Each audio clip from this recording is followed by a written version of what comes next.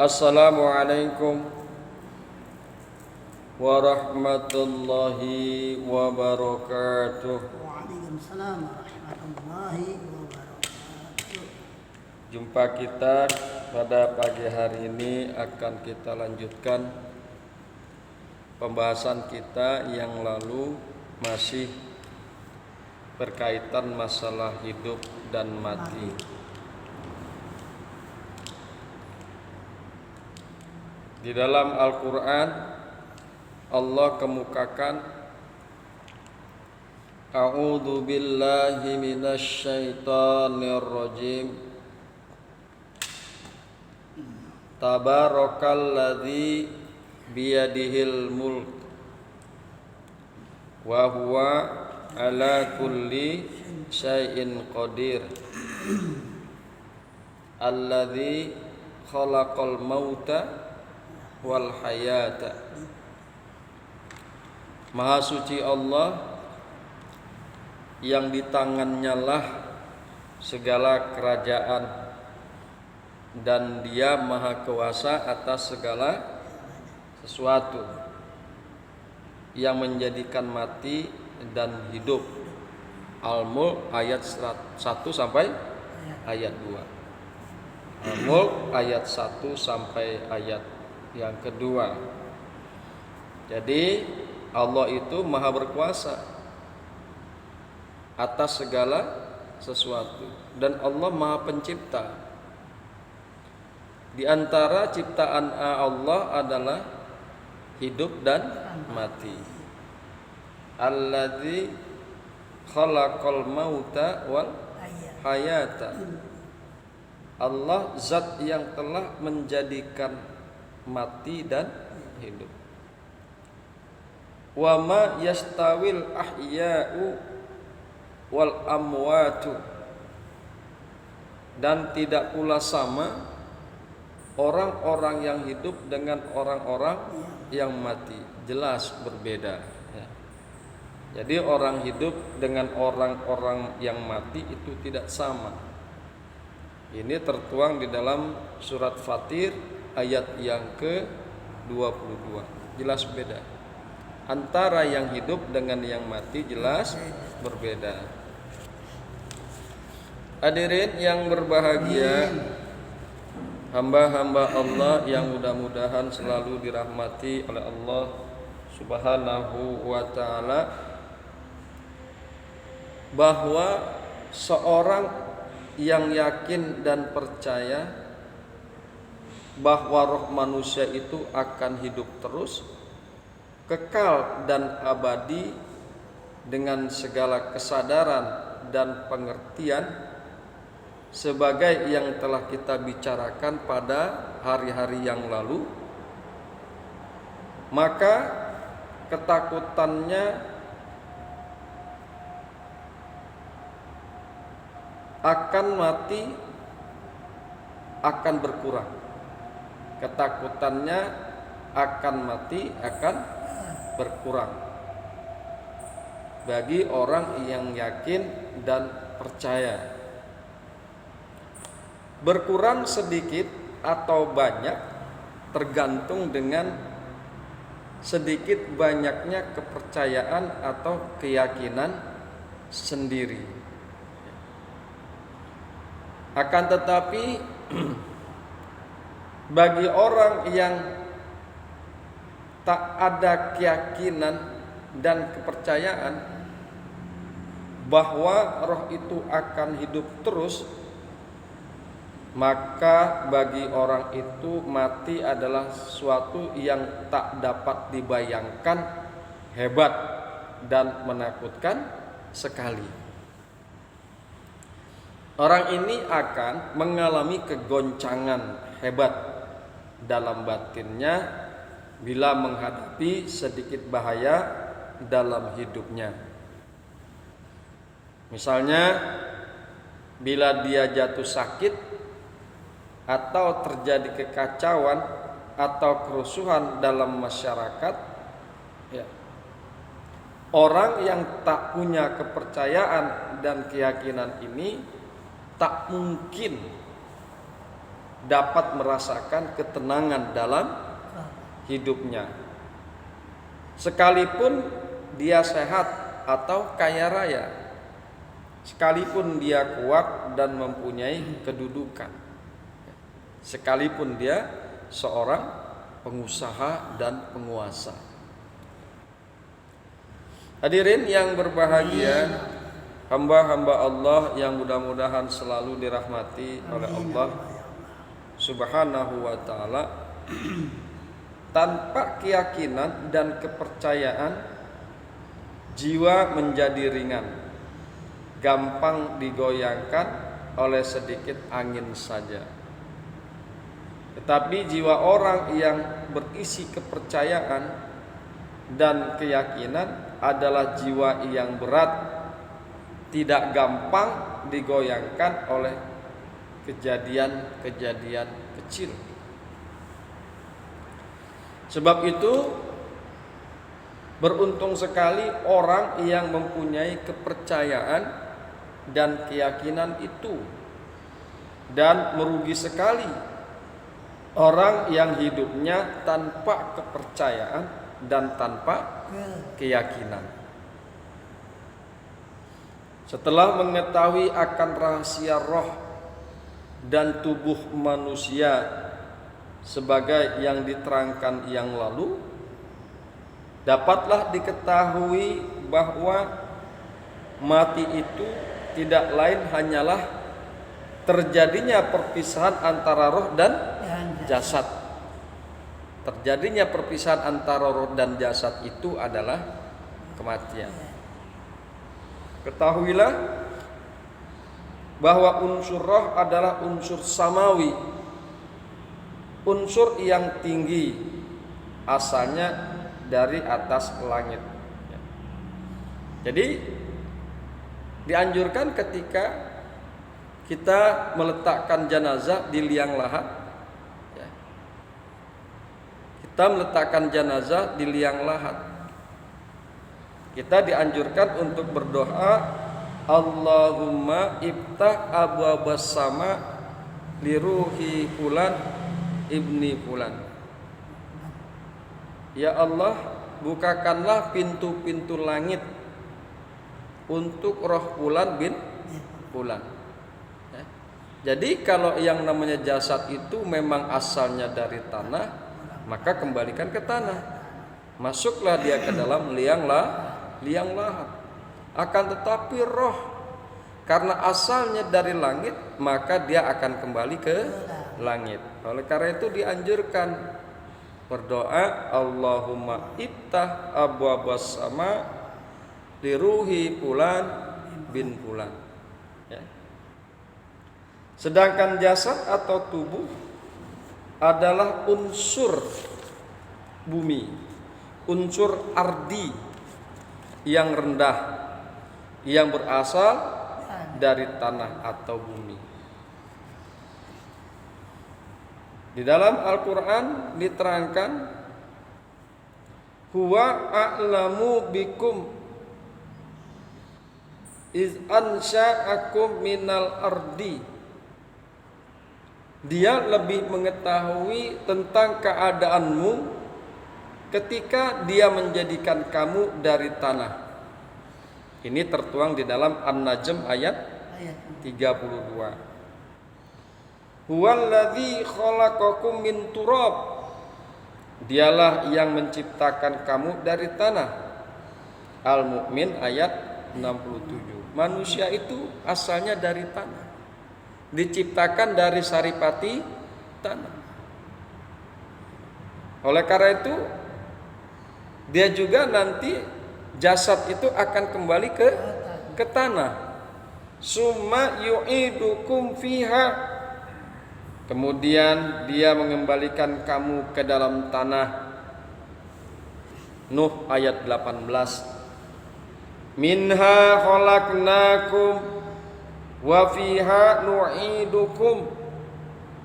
Dari bumi, dari tanah itulah kami menjadikan kamu, dan kepadanya kami akan mengembalikan kamu. Toha ayat 55. Itulah jasad. diciptakan dari tanah, juga akan dikembalikan ke tanah. Alam roh adalah alam rohani yang hidup sendiri, bukan karena dihidupkan. Tidak membutuhkan makan dan minum, tidak membutuhkan pakaian dan tempat. Adapun jasad, karena unsurnya rendah, hidupnya karena dihidupkan, geraknya karena ada yang menggerakkan. Untuk hidup dan geraknya ini, jasad atau tubuh membutuhkan makan dan minum, membutuhkan pakaian dan tempat untuk menjaga dan mempertahankan wujud atau adanya.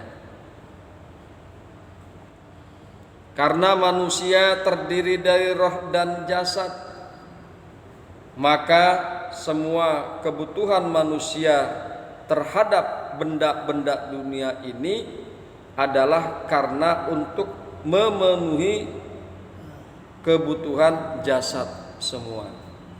Kita butuh pakaian untuk jasad, kita butuh makan untuk jasad, kita butuh minum untuk jasad, bahkan perhiasan emas, intan, berlian, apakah itu dalam bentuk cincin, kalung, gelang, tidak lain dan tidak bukan, itu semua adalah untuk jasad, bukan untuk roh. Hadirin yang berbahagia, hamba-hamba Allah yang mudah-mudahan selalu dirahmati oleh Allah Subhanahu wa taala.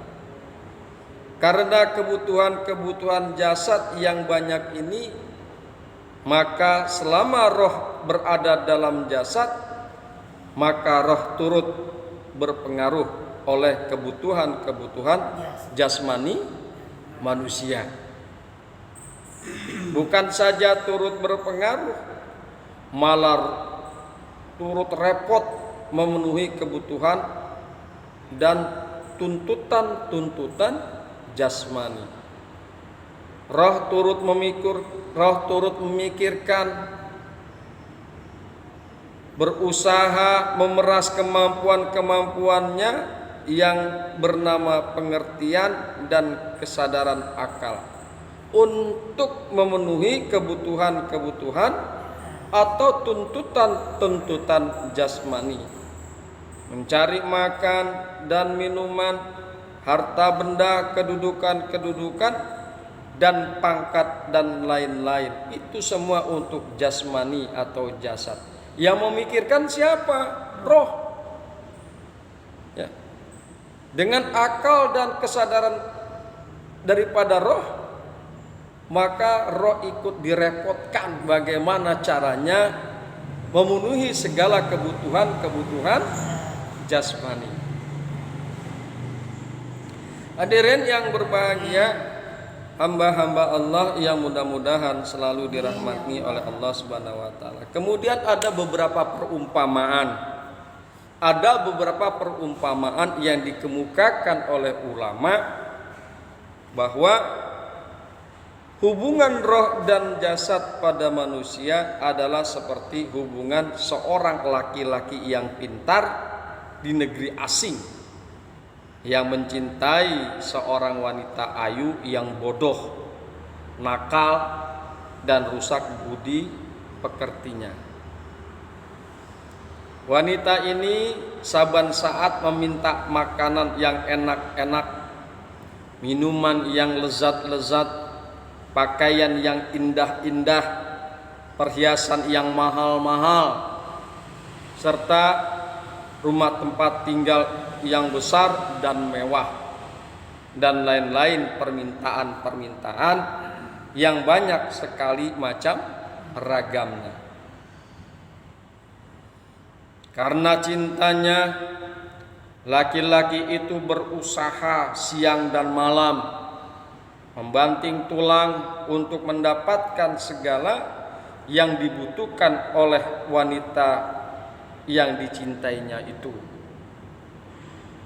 membuka perusahaan-perusahaan, membanting tulang, mencari uang dan segenap kebutuhan wanita tadi. Sehingga laki-laki itu lupa akan dirinya sendiri, lupa kampung halaman, tempat asalnya, lupa akan ibunya, lupa kaum kerabatnya, lupa akan sanak saudaranya. Karena disibukkan untuk memenuhi kebutuhan wanita yang dicintainya. Laki-laki itu tidak mungkin dapat merasakan senang dan bahagia selama dia menaruh cinta dan direpotkan selalu oleh wanita nakal itu dengan berbagai-bagai kebutuhan dan tuntutan yang berlebih-lebihan tersebut. Kebahagiaan laki-laki itu ialah bila ia menceraikan akan wanita yang nakal dan tak berbudi itu. Itu kebahagiaannya. Jika dia sudah cerai saja dengan wanita tersebut, maka laki-laki itu bisa berbahagia. Begitu juga roh. Begitu juga roh. Tidak mungkin dapat senang dan bahagia selama roh itu direpotkan oleh jasmani dengan segala tuntutan yang berlebih-lebihan tersebut. Kesenangan dan kebahagiaannya adalah bila roh itu telah berpisah dengan jasad, telah berpisah dengan badan, telah berpisah dengan jasmani. Tidak lagi mencintai akan jasad tersebut. Tidak lagi mencintai akan jasmani tersebut. Hadirin yang berbahagia, hamba-hamba Allah yang mudah-mudahan selalu dirahmati oleh Allah Subhanahu wa taala. Mati berarti bebasnya roh dari segala tuntutan dan kebutuhan jasmani. Bebas merdeka kembali ke alam tinggi tempat asalnya menemui Tuhan Al-Khaliq. Allah Tuhan Al-Khaliq itu tempatnya pada tempat yang maha tinggi. Ya. Roh itu asalnya dari tempat yang tinggi. Roh itu asalnya dari langit. Sekali lagi kami ingatkan bahwa dianjurkan ketika jasad itu masuk ke dalam liang lahat, karena jasad asalnya dari tanah dan kembali ke tanah, ketika dimasukkan ke dalam liang lahat, maka dianjurkan untuk berdoa, Allahumma ibta abwabas sama liruhi fulan ibni fulan. Ya Allah, bukakanlah pintu-pintu langit untuk roh Fulan bin Fulan.